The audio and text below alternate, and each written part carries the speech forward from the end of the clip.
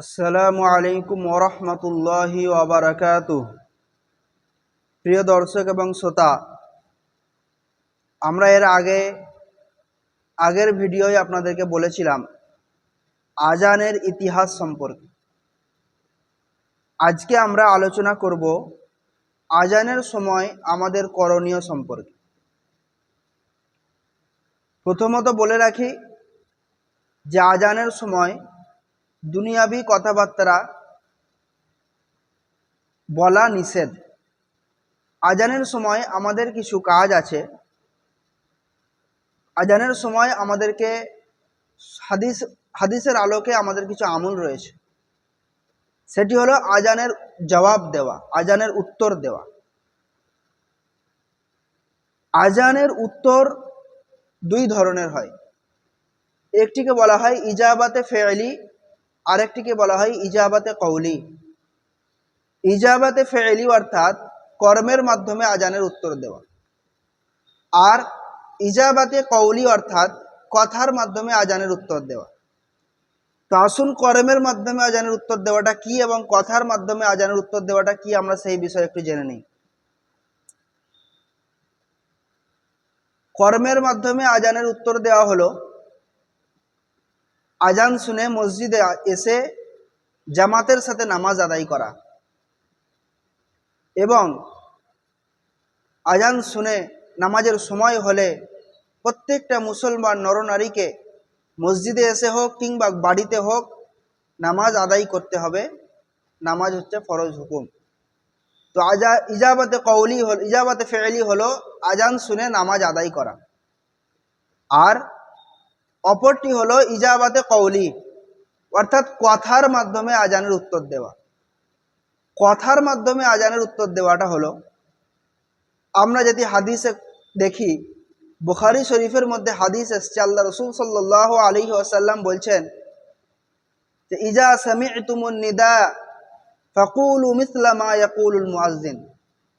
যখন তোমরা আজান শোনো তখন তোমরা মুয়াজ্জিন যেগুলো বলে তোমরা সেগুলোকেই বলো, অর্থাৎ মুয়াজ্জিন যেই শব্দগুলো বলে তোমরা সেগুলোকে রিপিট করো।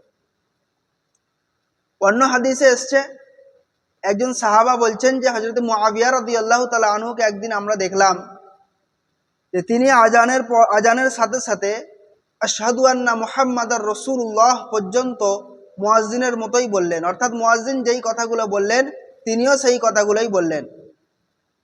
পরবর্তী হাদিসে এসছে যে আশহাদু আন্না মুহাম্মাদার রাসূলুল্লাহ পর্যন্ত মুয়াজ্জিন যেগুলো বলে সেগুলো বলো, এবং হাইয়া আলাস সালাহ, হাইয়া আলাল ফালাহ, এই দুটো শব্দে লা হাওলা ওয়ালা কুওয়াতা ইল্লা বিল্লাহ বলতে হবে।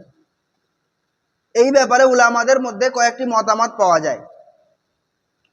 প্রথম হলো যে এক শ্রেণীর ওলামা বলছেন যে যখন হাইয়া আলাস সালাহ এবং হাইয়া আলাল ফালাহ মুয়াজ্জিন সাহেব বলবেন, তখন আমাদের করণীয় হচ্ছে আমরা যারা মসজিদে উপস্থিত আছি আমরা বলবো লা হাওলা ওয়ালা কুওয়াতা ইল্লা বিল্লাহ। আমরা এই জন্য বলবো এই কথাটা যে আমরা যে মসজিদে এসেছি নামাজের জন্য, এটা একমাত্র আল্লাহ তাআলার দেওয়া ক্ষমতা, আল্লাহ তাআলার দেওয়ার শক্তির মাধ্যমে আমরা আসতে পেরেছি। আল্লাহ তাআলা ছাড়া কোনো শক্তি, কোনো ক্ষমতা আমাদের নাই।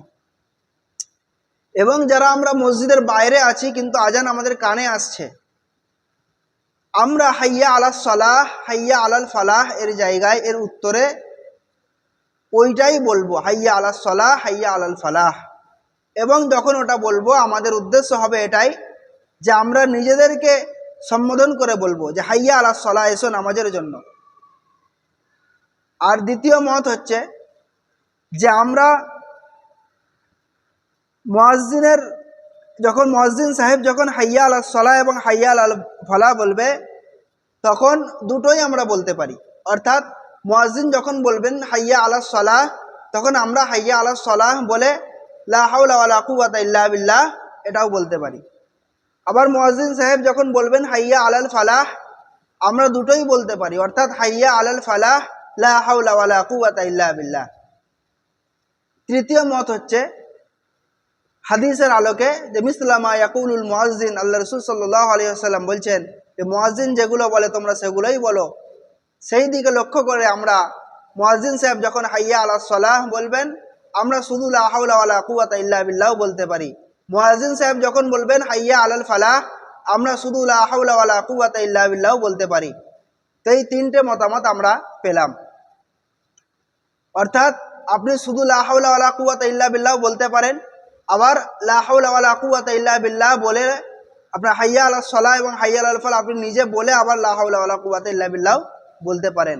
তো আজানের ক্ষেত্রে আমাদের এই মেন কয়েকটা জিনিস আমাদেরকে লক্ষ্য রাখতে হবে, যে আমাদেরকে জবাবগুলো দিতে হবে। এটি একটি সুন্নত আমল, মুস্তাহাব মসনুন আমল।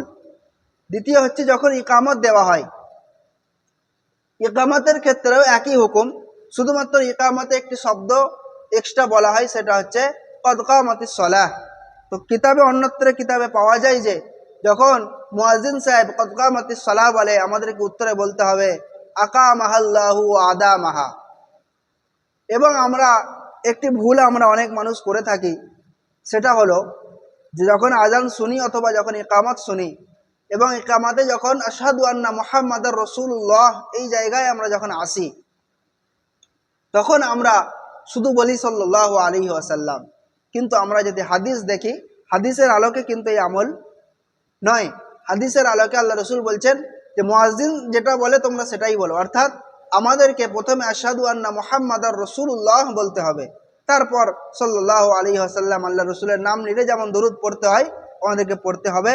তবে কোনো কোনো কিতাবে এসেছে যে এখানে যদি কেউ নাও পড়ে কোনো সমস্যা নেই। তো যাই হোক, পড়ে নেওয়াটাই উত্তম। তাহলে আমরা যেটা আজানের জবাব যেটা জানতে পারলাম, যে মুয়াজ্জিন সাহেব যখন বলবেন আল্লাহু আকবার আল্লাহু আকবার, আমাকে আপনাকেও বলতে হবে আল্লাহু আকবার। মুয়াজ্জিন সাহেব যখন বলবেন আশহাদু আল্লা ইলাহা ইল্লাল্লাহ, আমি আপনিও বলবো আশহাদু আল্লা ইলাহা ইল্লাল্লাহ। মুয়াজ্জিন সাহেব যখন বলবেন আশহাদু আন্না মুহাম্মাদার রাসূলুল্লাহ, আমি আপনিও বলবো আশহাদু আন্না মুহাম্মাদার রাসূলুল্লাহ সাল্লাল্লাহু আলাইহি ওয়াসাল্লাম। মুয়াজ্জিন সাহেব যখন বলবেন হাইয়া আলাস সালাহ, আমরা তখন বলবো লা হাওলা ওয়ালা কুওয়াতা ইল্লা বিল্লাহ, অথবা বলবো হাইয়া আলাস সালাহ লা হাওলা ওয়ালা কুওয়াতা ইল্লা বিল্লাহ। মুয়াজ্জিন সাহেব যখন বলবেন হাইয়া আলাল ফালাহ, আমি আপনিও তখন বলবো হাইয়া আলাল ফালাহ লা হাওলা ওয়ালা কুওয়াতা ইল্লা বিল্লাহ, অথবা শুধু বলবো লা হাওলা ওয়ালা কুওয়াতা ইল্লা বিল্লাহ। এইভাবে আমরা প্রত্যেকটা কথা মুয়াজ্জিনের রিপিট করব এবং যেখানে যা উত্তর দেওয়া সেখানে উত্তর দেব। আজান যখন শেষ হয়ে যায়, আমাদের সমাজে একটি আমল, সেটা আমরা আজান শেষের পরে যে দোয়া আছে আল্লাহুম্মা রাব্বা হাযিহিদ দাওয়াতি তাম্মা ইলা আখিরিহি, এই দোয়া আমরা যে পড়ি, এই দোয়া পড়ার ক্ষেত্রে আমাদের জন্য একটি জিনিস লক্ষণীয়, সেটি আমাদেরকে এই দোয়ার পড়ার ক্ষেত্রে একটি জিনিস মনে রাখতে হবে, যে আজান যখন শেষ হয়ে যাবে আমাদের জন্য কর্তব্য প্রথমে দরুদ শরীফ পাঠ করা। যে কোনো দরুদ হতে পারে, সাল্লাল্লাহু আলাইহি ওয়াসাল্লাম এটা একটা দরুদ, যে কোনো দরুদ হতে পারে, পাঠ করা। পাঠ করে প্রথমে দরুদ পড়ে তারপরে যে আজানের পরের যে দোয়া আছে সেই দোয়া আমরা সকলে তেলাওয়াত করব। তাহলে আজানের সময় আমাদের ছোট্ট কয়েকটি আমল রয়েছে, সেই ব্যাপারে আমাদেরকে সচেতন থাকতে হবে। আল্লাহ তাআলা আমাদের সকলকে আমল করা তৌফিক দান করুক। আল্লাহুম্মা আমিন।